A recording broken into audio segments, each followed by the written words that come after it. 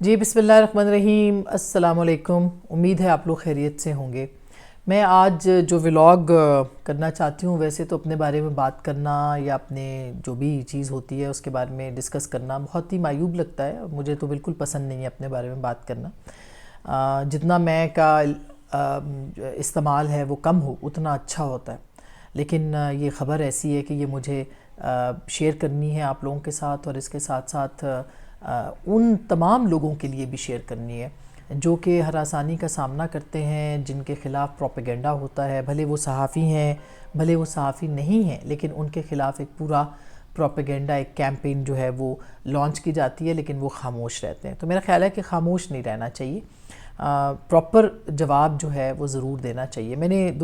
ایک تو کل جو فیصلہ آیا اس کے اوپر میں ابھی بات کرتی ہوں آپ کے ساتھ کہ وہ میرے لیے ایک بہت بڑی کامیابی ہے۔ میں نے اے آر وائی کو کیوں چیلنج کیا؟ پہلے میں آپ کو بتا دوں کہ میں نے اے آر وائی میں 3.5 سال میں نے کام کیا ہے بطور اینکر وہاں پہ اور اسپیشل کورسپونڈنٹ کے، اور یہ 2007 سے 2010 تک کا یعنی 3.5 سال بنتے ہیں جو میں نے وہاں پہ ان کے ساتھ کام کیا۔ اینڈ اے آر وائی نے مجھے بہت اچھے طریقے سے رکھا، بہت اچھے میں نے کوریجز کی وہاں پہ، میں نے بہت اچھے پروگرامز کیے۔ میں پرائم ٹائم 10 بجے کا پروگرام کرتی تھی، میں اس سے پہلے پارلیمنٹ گیلری وہاں سے میں نے شروع کیا تھا۔ بہت اہم ایونٹس کے اوپر جو ہے وہ میں گئی، پھر وہیں پہ مجھ پہ 2007 میں پابندی بھی لگی جب جنرل مشرف کا دور تھا، مجھے اور کاشف عباسی صاحب کو جو ہے وہ پابند کر دیا گیا یا بین کر دیا گیا، اور پھر بہت ساتھ دیا۔ مطلب سچی بات ہے کہ اے آر وائی نے بالکل فیملی کی طرح وہ اپنے اینکرز کو رکھتے ہیں، ٹریٹ کرتے ہیں، خاص کر کے اقبال بھائی ہیں، حاجی اقبال صاحب ہیں، سلمان اقبال صاحب ہیں، سب لوگ بہت ہی زیادہ کیئرنگ ہیں، اور اچھا ان کا ایک برتاؤ اپنے لوگوں کے ساتھ رہتا ہے اور ہے ابھی بھی۔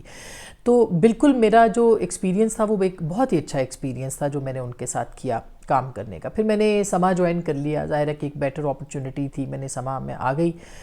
لیکن میرا تعلق برقرار رہا، یعنی جو اے آر وائی فیملی ہے اس کے ساتھ میرا ایک تعلق برقرار رہا، اور میں ہمیشہ مان کرتی تھی، ابھی بھی شاید کہیں نہ کہیں وہ مان موجود ہو کہ اے آر وائی جو ہے اس کو میں ایک فیملی کی طرح اپنے ابھی بھی ٹریٹ کرتی ہوں اور سمجھتی ہوں۔ یہ جو کہانی یعنی ہوا، یہ سب معاملہ حالانکہ کئی بار نشانہ بنانے کی کوشش کی گئی ان کے پرائم ٹائم شوز کے اندر، جو ہے خاص کر کے 10 بجے کا جو ان کا پروگرام تھا عرش شریف صاحب کا، اس میں کئی مرتبہ ایسا ہوا، لیکن میں نے کبھی اس بات کو کبھی چیلنج نہیں کیا، کبھی میں نے اس کے اوپر بات نہیں کی۔ یہ جو معاملہ تھا یہ بالکل ایک فیبریکیٹڈ سٹوری، ایک جسے کہنا چاہیے گھڑی من گھڑت سٹوری تھی، جس کو کہ 24 گھنٹے تک جو ہے وہ نشر کیا جاتا رہا، اور میرے نام کے ساتھ، میری تصویر کے ساتھ، میرا نام اس میں استعمال نہیں ہوا مگر میری تصویر کے ساتھ اس کو جو ہے وہ نشر کیا جاتا رہا، اور اس کے بعد اسی نیوز بلیٹن کو بنیاد بنا کے جو پوری کیبنٹ ہے عمران خان کی، پہلے شہباز گل ٹویٹ کرتا ہے، پھر اس کے بعد پوری کیبنٹ عمران خان کی ٹویٹ کرتی ہے، جس میں شیری مزاری، علی زیدی، زرتاج گل اور پتہ نہیں کون کون سے، یعنی اندھا دھند یہ سوچے سمجھے بغیر کہ یہ ایک جھوٹی فیبریکیٹڈ من گھڑت سٹوری تھی سپریم کورٹ سے ریلیٹڈ، اور اس میں سپریم کورٹ کو بھی ملائن کیا گیا۔ آپ یہ دیکھیے، یہ ایک کیس تھا جو کہ اگست 2021 میں یہ سٹوری آتی ہے، اور یہ ایک ولاگ ہے عامر میر صاحب اور اس کے ساتھ ساتھ شفقت، جو ہمارے بڑے زبردست کرتے ہیں پروگرام عمران شفقت، ان کا یہ انہوں نے ایک ولاگز کیے تھے جو کہ بشرا بیگم جو ہیں ان کے حوالے سے تھے، یعنی ان کے کالے علم اور جادو کے حوالے سے جو ہے انہوں نے باتیں کی، اور وہ اس کے بعد ان کو اٹھا لیا گیا۔ آپ یہ دیکھیں، یہ جو پرچار کرتے ہیں آزادی صحافت کا، یہ اب ان کو یہ سب یاد آ رہا ہے، سمجھ آ رہا ہے، لیکن اس وقت یہ جو انہوں نے ایک ولاگ کیا اور اس ولاگ کے اوپر ان کو جو ہے وہ اغوا کر لیا گیا، ان کو اٹھا لیا گیا، ایف آئی اے اور ان کے اوپر ایف آئی آرز کٹ گئی ہیں، ایف آئی اے اس میں انوالو ہو گئی۔ میں یہ نہیں کہتی کہ انہوں نے درست کیا ہوگا یا غلط کیا ہوگا، لیکن انہوں نے اپنی معلومات کی بنیاد کے اوپر ایک ولاگ کیا، اس کو چیلنج کیا جا سکتا تھا مگر ان کو اغوا کر لیا گیا۔ یہ اس کے اوپر ایک سو موٹو نوٹس لیا جاتا ہے. وہ سو موٹو نوٹس جو ہے وہ سپریم کورٹ لیتی ہے کہ ان کو کیوں اٹھایا گیا ہے. اس کیس کے دوران جو ہے وہ قاضی امین صاحب جو تھے وہ جج تھے. انہوں نے جب یہ کیس سنا تو اس کے اندر انہوں نے یہ کہا کہ یہ تو کالے جادو اور ٹونے کی بات ہوئی. تو اس پہ انہوں نے کہا کہ یہ ایک میں لعنت بھیجتا ہوں ان ساری باتوں کے اوپر اور میں اس پہ کوئی بات نہیں کرنا چاہتا. یہ ان کا ایک ریمارک تھا جو کہ انہوں نے اس وقت جو ہے وہ دیا تھا. یہ جب اور اس پوری کارروائی کے دوران اس پوری یعنی جو پروسیڈنگز تھیں اس کے دوران نہ میرا نام آیا اس پوری کہانی میں، نہ اس کے اندر جو ہے میرا ذکر ہوا، نہ میرا جو ہے وہ کوئی میں نے اس کے اوپر میرے اوپر کوئی انہوں نے کمنٹ کیا، کوئی ایسی چیز نہیں ہوئی. اور یہ الگ بات ہے کہ جو اور پھر اس وہاں کے جتنے رپورٹرز تھے یہ چونکہ اگست میں یہ سو موٹو ہوا تھا، یہ معاملہ نومبر کا ہے، یعنی نومبر کے اندر آ کے یہ ریمارک آتا ہے. اس سے پہلے اکتوبر میں ایک کالم لکھتی ہوں جو کہ ہے 19 اکتوبر 2021 کو پبلش ہوتا ہے BBC پہ، کہانی بڑے گھر کی کے نام سے، جس پہ میری کتاب بھی آئی ہے. اور اس میں بشرا بیگم پہ کوئی بات نہیں کرتی، ان کا کوئی نام نہیں لیتی. میں ان کے جو سیاسی فیصلے ہیں اس کے اوپر بات کرتی ہوں، پرائم منسٹر کے فیصلوں کی بات کرتی ہوں، اور جو DGISI کی تعیناتی ہے اس کے حوالے سے بات کرتی ہوں. نہ اس پہ میں نے کوئی بشرا بیگم کا ذکر کیا، نہ میں نے ان کو کوئی ٹارگٹ کیا، مگر اس کے اندر جو ہے وہ اور سارا یہ پاکستان کی معیشت اور سیاسی حالات کے اوپر ہے. اس کے آخری جو 3 جملے تھے وہ یہ تھے کہ اب کالے بکرے سرے دار چڑھیں یا کبوتروں کا خون بہایا جائے، پتلیاں لٹکائی جائیں یا سوئیاں چبھوئی جائیں. معیشت یوں سنبھلنے والی نہیں جبکہ معیشت کے تقاضے تبدیلی کا مطالبہ کر رہے ہیں. اب یہ ایک میرا کالم تھا، ایک میرا تبصرہ تھا معیشت کے حوالے سے، جس کو کہ پھر ٹویٹ کیا گیا، بار بار اس کے اوپر جو ہے میری کردار کشی کی گئی، اس کو بشرا بی بی سے جوڑا گیا، میرے پہ بہتان لگائے گئے، الزام لگائے گئے، بغیر ثبوتوں کے میرے خلاف جو ہے وہ ایک پوری کیمپین جو ہے وہ لانچ کر دی گئی، ہر طرح کی کیمپین جو ہے وہ میرے خلاف جو ہے وہ لانچ کی گئی. جنوری 2022 میں اس کیس کے اوپر جو ہے یہ ریمارکس آتے ہیں، اور پھر اس کے بعد رپورٹر جو ہے اس کو 5 بجے کے بلیٹن میں بریک کرتا ہے. وہ بالکل پلین سٹریٹ حقائق پہ مبنی رپورٹنگ کرتا ہے، اس میں کوئی میرا نام کوئی میرا ذکر نہیں ہوتا. لیکن اس کے فوراً بعد جو ہے وہ شہباز گل ایک ٹویٹ کرتا ہے کہ باجی کی صحافت جو ہے وہ گندی اور غلیظ صحافت اور پتہ نہیں کیا کیا، جس طرح کا وہ میں تو اس پہ زیادہ بات کرنا بھی نہیں چاہتی، جس طرح کی اس کی سوچ ہے، مینٹیلٹی ہے، وہ اپنے اس کے مطابق. مجھے ترس آتا ہے ایسے لوگوں پہ، ہمدردی ہے مجھے کہ جن کی نہ ایسی تربیت ہوئی ہے کہ وہ اچھی زبان استعمال کریں، نہ اپنا اچھی تعلیم ان کی کسی کام آتی ہے، تو ان سے ہمدردی کرنی چاہیے. تو وہ ایک ٹویٹ کرتا ہے. اس کے بعد اندھا دھند وہ تصویر جو ہے وہ بلیٹنز میں میری چلنا شروع ہو جاتی ہے. سٹوری سپریم کورٹ کی ہے، تصویر میری چل رہی ہے، اور اس کے اوپر 24 مرتبہ ARY اس کے اوپر وہ چلاتا ہے راؤنڈ دا کلاک 24 آورز. اور اس کے اوپر پھر کیمپین لانچ ہوتی ہے، کیبنٹ کے سارے منسٹر اس کے اوپر ٹویٹ کرتے ہیں، ایک جیسے ٹویٹ کرتے ہیں، بغیر سوچے سمجھے، ذہنی غلام ان کو کہتے ہیں، بغیر سوچے سمجھے تصدیق کیے ہوئے وہ اس ٹویٹ کو چلاتے جاتے ہیں، اور پھر اس کے اوپر ایک کیمپین بنتی ہے، ایک میرے خلاف ٹرینڈ چلتا ہے، اور وہ سارا کا سارا قصہ جو ہے وہ اس کے اندر ہوتا ہے. اب یہ میرے پاس آپشنز کیا تھے کہ ایک من گھڑت سٹوری، ایک فیبریکیٹڈ سٹوری جس کو میرے ساتھ منسوب کر کے میری کردار کشی کر کے اس کو استعمال کیا گیا صرف اس لیے کہ میں ظاہر ہے کہ ایک پنچنگ بیگ تھی. صحافی سافٹ ٹارگٹ ہوتے ہیں، جو آپ کے ججز ہوتے ہیں سافٹ ٹارگٹ ہوتے ہیں، کیونکہ وہ اپنا دفاع نہیں کر پاتے، عوام کے اندر اپنا دفاع نہیں کر پاتے. تو ظاہر ہے، اور پھر میں عورت بھی تھی اوپر سے، پھر یہ ہے کہ کسی کا ہاتھ بھی سر پہ نہ ہو، کہ کوئی پیچھے اسٹیبلشمنٹ بھی نہیں کھڑی ہوئی، اور کوئی اپنا باقی معاملات بھی نہیں ہے، کوئی سیاسی جماعت بھی نہیں ہے. ایک انڈیپینڈنٹ جرنلسٹ جس طرح جو ہے اس کو ٹریٹ کیا گیا اس طور پہ، اور پھر وہ اوپر سے عورت بھی ہے تو اس کی کردار کشی اور بھی آسان. تو ایک طرح سے تختہ مشق بنایا گیا، ایک ایگزامپل بنانے کی کوشش کی گئی کہ کریڈیبل جرنلسٹ جو ہیں وہ کوئی بات نہ کریں، وہ کچھ لکھیں نہ. یہ حالات اور واقعات نے بعد میں ثابت کیا کہ میری سٹوریز بھی ٹھیک تھی، میری خبر بھی بالکل درست تھی جو DGISI کی تعیناتی کے اوپر میں نے اس کالم میں لکھی تھی. اس کی کوئی تردید اب تک نہیں ہوئی بلکہ تصدیق ہوئی، بہت سارے حوالوں سے پھر اس کی تصدیق بھی ہو گئی. اور پھر ظاہر ہے میرے پاس جب آپشنز کیا تھے، جنوری 2022 میں پھر میں یہ فیصلہ کرتی ہوں کہ میں نے اب اس کو جو ہے وہ اب چیلنج کرنا ہے جنوری 2022 میں، اور میں اس کو لے کے چلی جاتی ہوں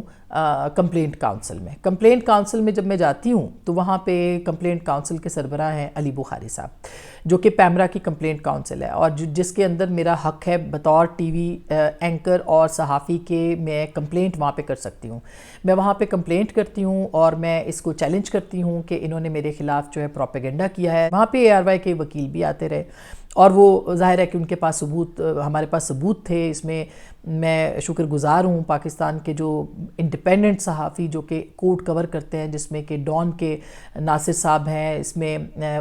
حسنات صاحب ہیں ایکسپریس ٹریبیون کے، عبدالقیوم صدیقی جو کہ جیو کے مایہ ناز رپورٹر ہیں، سینئر صحافی ہیں، اس کے ساتھ امانت گشکوری ہیں جو کہ 24 کے لیے کرتے ہیں، عدیل سرفراز جو کہ اس وقت آج میں تھے، آج کل میں خیال سنو میں ہیں، وہاں کام کر رہے ہیں۔ اس میں اور بہت سارے لوگ ہیں جنہوں نے بہت جو ہے وہ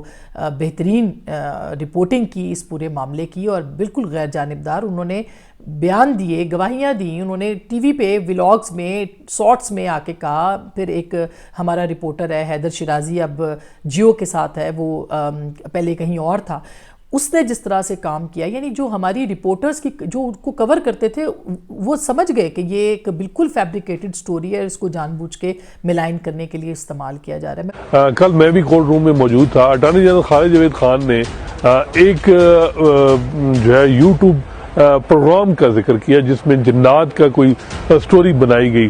مقصد یہ کہ اس میں کسی طرح بھی نہ اٹارنی جنرل خالد جاوید خان نے آسمہ شیرازی کے وہ آرٹیکل کا ذکر کیا، نہ آسمہ شیرازی کا نام تک لیا، تو ان پہ جو جس طریقے سے ٹرول ہونا یہ انتہائی غیر مناسب ہے۔ یہ جو حکومتی وزراء ہیں،